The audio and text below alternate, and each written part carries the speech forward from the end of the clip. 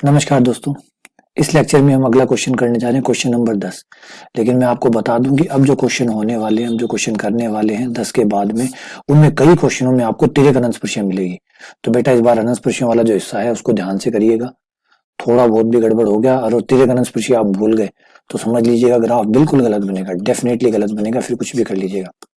तो इसलिए अब जो ग्राफ करने जा रहे हैं उसमें तिर्यक अनंतस्पर्शी है, इस बात का ध्यान रखिएगा। तो X cube plus Y cube बराबर एक्स, ये समीकरण हम ले रहे हैं। क्वेश्चन नंबर 10 है। अब दिखाऊंगा इसमें, देखिए तिर्यक अनंतस्पर्शियां हैं इसमें। चलिए पहले तो अपन वो जो सममिति उमिति वाले जो काम है, शुरुआती काम, उनको निपटा लेते हैं, फिर आगे चलते हैं। सबसे पहले सममिति, तो बिल्कुल एक्स की घात विषम है, सम है ही नहीं।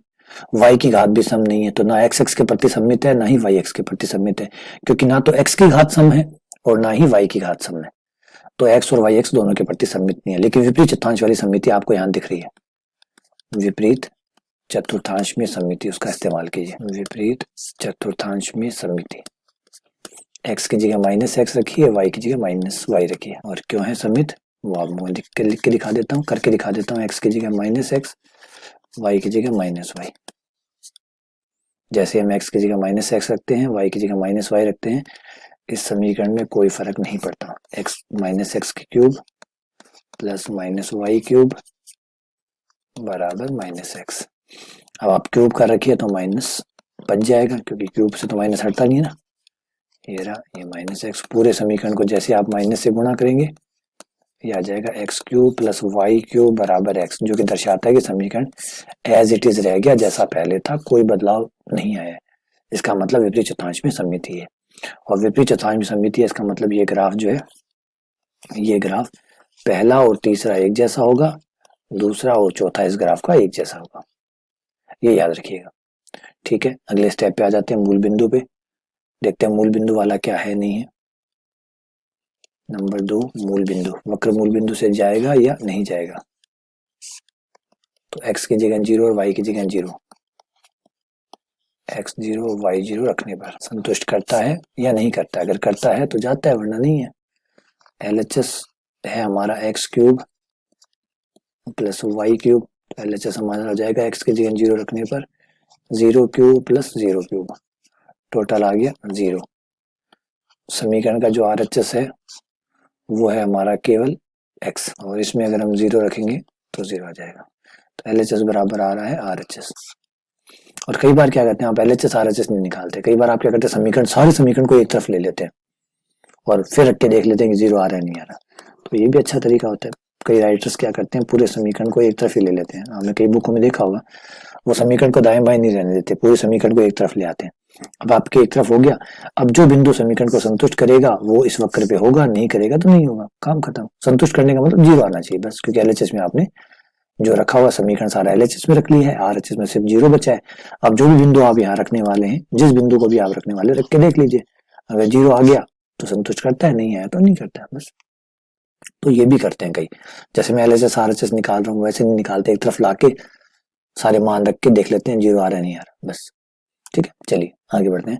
मूल बिंदु से जाएगा ये भाई साहब, ये वक्र मूल बिंदु से जाता है। अक्षों से प्रतिच्छेद, क्या ये अक्षों को काटेगा, उसके बारे में पता करना होगा। अक्षों से प्रतिच्छेद, अक्षों को काटेगा या नहीं, और काटेगा तो कहाँ कहाँ काटेगा। पहले हम निकाल लेते हैं एक्स एक्स से प्रतिच्छेद, कि एक्स एक्स को काटेगा, एक्स एक्स से प्रतिच्छेद। तो एक्स एक्स से प्रतिच्छेद निकालने के लिए y का मान 0, जैसे आप y का मान 0 रखते हैं समीकरण में और x का मान निकालते हैं, तो भाई x के मान आएंगे, और लगता है कई आएंगे। दिख रहा है प्रारंभिक में कि कई मान आते लग रहे हैं। एक्स क्यूब, वाई की जगह 0, एक्स कॉमन निकाल लिया, एक्स स्क्वायर माइनस 1 हो गया, एक्स 0, एक्स 1, एक्स माइनस 1, ये तीनों 3 बिंदु आ गए। यानी ये जो ग्राफ है ये एक्स एक्स को 3 बार काटेगा। कहाँ कहाँ, एक तो 0 पर, ये तो पहले से ही पता था, नई बात नहीं है। प्लस 1 पर काटेगा, ये नई बात है। माइनस 1 पर काटेगा, ये नई बात है।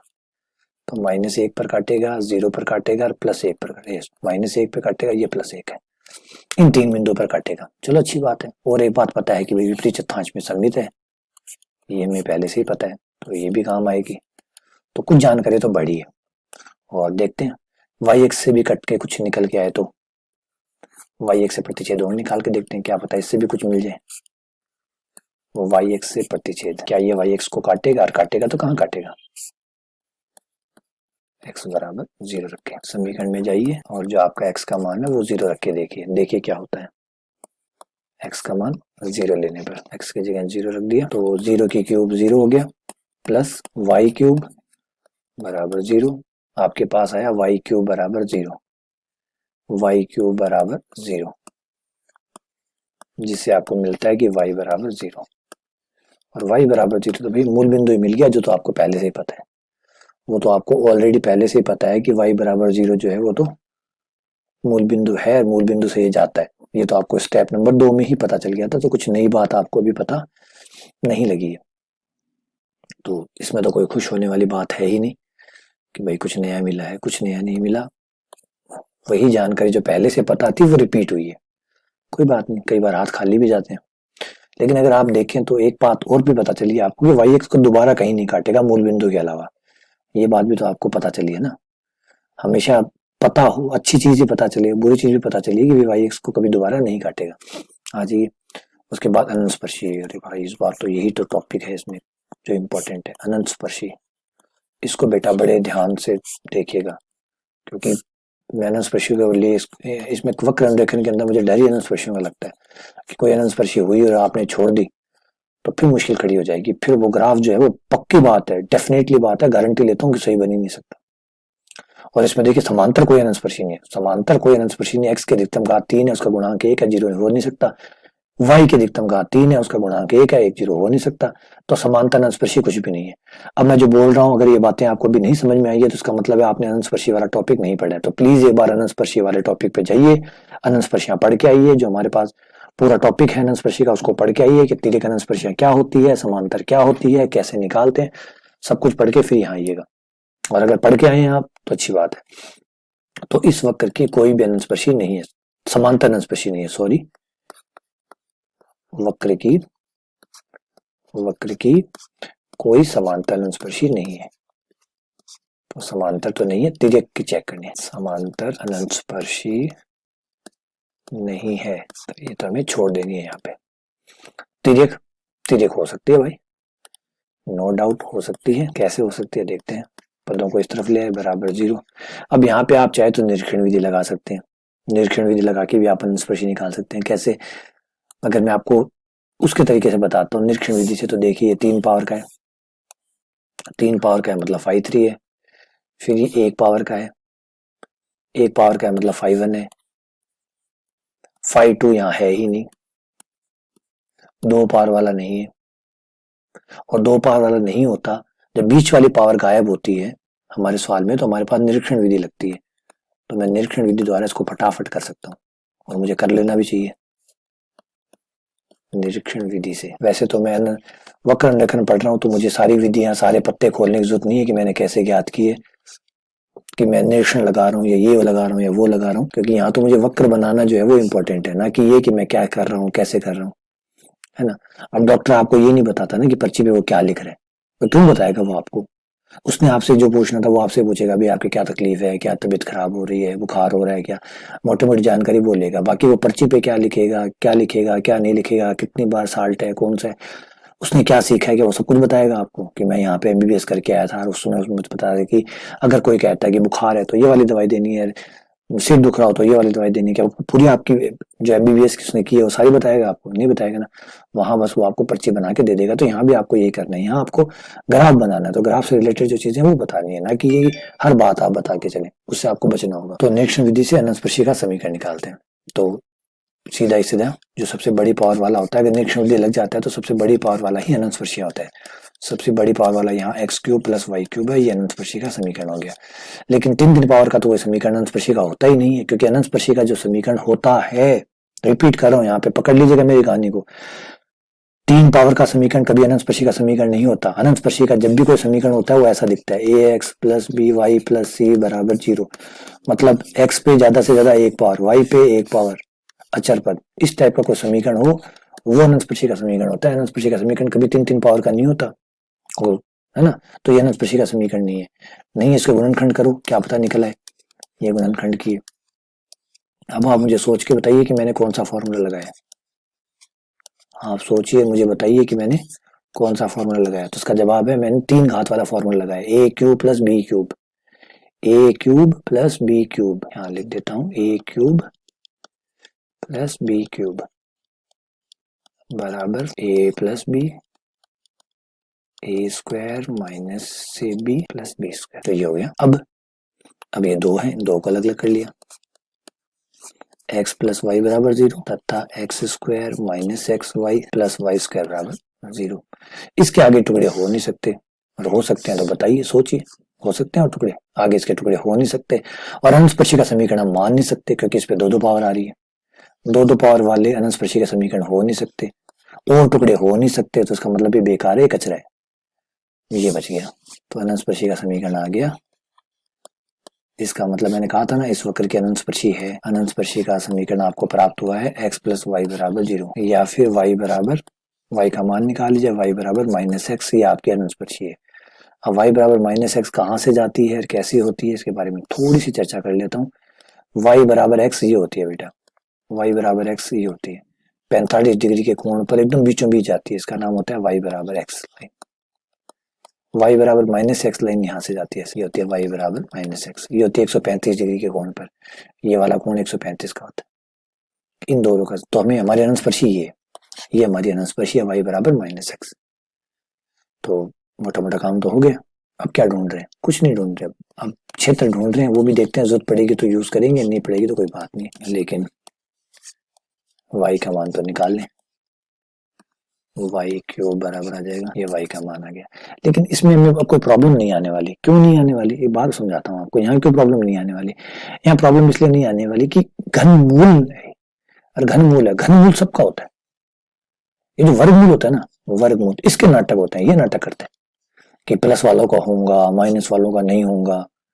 ये जो वर्गमूल होता है ना 1/2 पावर, ये नाटक करते हैं, इसमें नाटक होते हैं, माइनस के नहीं होगा, माइनस का अगर आप निकालेंगे तो आयट आ जाएगा, ठीक है, प्लस वालों का ही निकलेगा, माइनस वालों का नहीं निकलेगा। लेकिन घनमूल बेचारा प्लस वालों का भी होता है और माइनस वालों का भी। तो बेटा जो घनमूल होता है ना, वो बड़ा सीधा साधा होता है, घनमूल का मतलब 1/3 पावर वाला, बड़ा सीधा साधा होता है, बेचारा प्लस का भी मान देता है। आप प्लस का वर्गमूल निकाल लिए, घनमूल निकालिए, कोई मना नहीं करेगा। जैसे मान लीजिए 1 की पावर 1/3 आ जाएगा, माइनस 1 की पावर 1/3 का निकालिए, -1 आ जाएगा।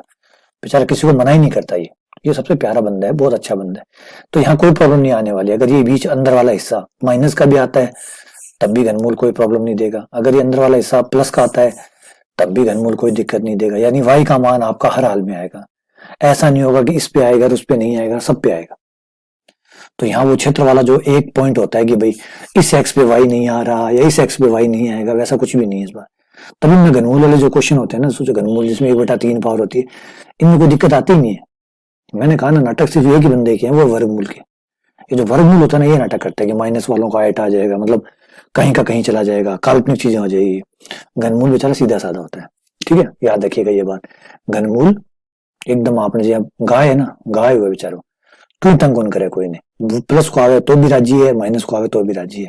यहाँ कलडो कर कौन बैठा कि माइनस को आगे वो अच्छा आयटा देशू, यहाँ कौन करे, ठीक है। चलो, अब जो जो चीज आई है मैंने बनानी शुरू करा, आकृति देनी शुरू करा ग्राफ में। तो ये हमारा ग्राफ है, ठीक है। अब ग्राफ में हमारे पास एक अनंतस्पर्शी है, कौन सी, y बराबर -x। मैं ये पहले बना देता हूँ क्योंकि अनंतस्पर्शी तो भाई पहले ही होनी चाहिए, थोड़ी सी ऊपर से निकलेगी, ये थोड़ी नीचे रहेगी, या मूल बिंदु से जा रही है ना, याद रखियो, ये हमारी अनंतस्पर्शी है, ठीक है भाई। अब हमें x को 3 बार काटना है, एक तो यहाँ काटना है, एक x को यहाँ काटना है, और एक बार यहाँ काट, ठीक है। ग्राफ को पहले और तीसरे में एक जैसा बनाना है, दूसरे में और चौथे में एक जैसा बनाना है, ठीक है। अनंतस्पर्शी के साथ साथ चलना ही है, ये तो आप अच्छी तरीके से जानते ही है, अनंतस्पर्शी के साथ साथ ही चलना है, अनंतस्पर्शी के अनंत तक चलना है, 2-4 दिन ही को नहीं, अनंत तक चालने के साथ। तो भाई एक सागे साग आ जाओ पहले अनंत से, जो ग्राफ बना रहे हो मैं, ध्यान दियो, मैं ग्राफ बना रहे हूँ अनंत से इसके साथ आते हुए, अनंत से इस भाई साहब के साथ आते हुए, ये देखो, ये देखो, ये देखो, ये अनंत से आ रहा हूँ, और पहली नुत्तो घटक मिले रहे +1 पर आकर, तो जो नुत्तो आया है वो नुत्तो स्वीकार करो, इनविटेशन स्वीकार करो, और पहुंच जाओ इस भाई साहब के पास। ये पहुंच गए, इस भाई साहब के, ये लीजिए अनंत स्पर्शी को नुत्तो ऐड हो, अनंत स्पर्शी ने नाराज कौन करी, देखो बिकसा अनंत तक गया, फिर अट्ठा को नुत्तो आगे तो एक आ गया। अब आगे को नुत्तो यो ऐड है कि जीरो कन जानो है, चलो भाई जीरो कन आ जाओ, ये जीरो कन आ गया। कोई देखो नाराज हुई होगी, कोई नाराज कोई नहीं, अनंत स्पर्शी है, अनंत तक जानो चाहिए, जाकर आया बिक सगा सगा ही आया, देख बिके घर से सगा सगा चलता हुआ आया। अब अट्ठा आता नहीं कोई दूसरो भाई मिल गया, बिकन चले गया, फिर बटू एक जना ने और जानू बिकन चले गया। अब जैसा पहला में बने वैसा का वैसा तीसरे में बनेगा, तो ये लो भाई, ये लो पहले से तीसरे में हो गया। अब दूसरे और चौथे में एक जैसा बनेगा, तो ये लो भाई, ये लो ये लो ये लो, चलो अनंत स्पर्शी आओ चलते हैं, आओ चलते हैं, मिला लो भाई, ये ग्राफ रहा, थोड़ा सा आगे तक ले जाऊं, मिला लो भाई मिला लो, ये ग्राफ है। देखो ग्राफ पूरा बनाया मैंने, तसल्ली से देखो, आराम से देखो, आराम से देखो, समझो पूरी बात को कि मैंने डायग्राम ऐसे ही क्यों बनाया, और बिल्कुल सीधी सीधी सी बात है, जो जो कहा है वो वैसे करते रहो। अनंत स्पर्शी है, अनंत स्पर्शी आई क्यों है, क्योंकि उसके साथ अनंत तक चलना है आपको, या आपका ग्राफ अनंत तक चला होगा, ऐसे तो अनंत स्पर्शी नहीं आती ना, मतलब ग्राफ अनंत तक जा भी नहीं रहा और अनंत स्पर्शी आ गई, मजाक है क्या, समझ रहे हो, मजाक थोड़ी है कि अनंत स्पर्शी है नहीं और ग्राफ अनंत स्पर्शी, सोचो अनंत स्पर्शी आ रही है आपके ग्राफ में, एक अनंत स्पर्शी आ गई, ग्राफ आपका अनंत तक जा ही नहीं रहा, तो अनंत स्पर्शी क्या खतरा है भाई, समझो। दुल्हन जब भी ऐसी ना, जब घर में बेटो होसी, बेटो ब्याह जैसी, जब दुल्हन आसी, जब आपने बहू आसी, अब बेटे को नहीं बहू को कहा जी से, तो ये दोनों को जो संबंध है वो कुछ इसी तरीके से, ग्राफ को और अनंत स्पर्शी को संबंध जो है वो बेटा बहू का जिया को है, तो भू अगर आई है को मतलब बेटो है, इसको मतलब एक शाखा है जो भी कैसा कैसा अनंत तक जा रही है, तो वो अनंत का सागा सागा अनंत का सागा सागा चलेगी, तो ये अनंत का सागा सागा देखो चला दियो, आ रही। अब अनंत के सागे सागे दोनों आया, दोनों सागे सागे आया, आता आता ने तो मिलो कि भाई ये घर से जानू है, या घर का अपना काम डाल देना कि बैठ जा तो आई जे, मिल तो आई जे, तो इन तो मिलेडो कि भाई प्लस एक से तने एक बार मिलता हुआ जानू है, तो प्लस एक से मिलता हुआ गयो। फिर इन्हें कहो भाई प्लस एक का जब थोड़ी देर रुक गया, तो भी पास में पड़ोस में एक और है, वहां का घर और जाए जे, वहां का घर भी जाए, बस फिर इन्हें बोला कि ठीक है, अब जिया तने जिया रास्ता तो गए, बिको बिको विशो पाछो पाछो आ जा, तो बिया बिया पाछो आ गया।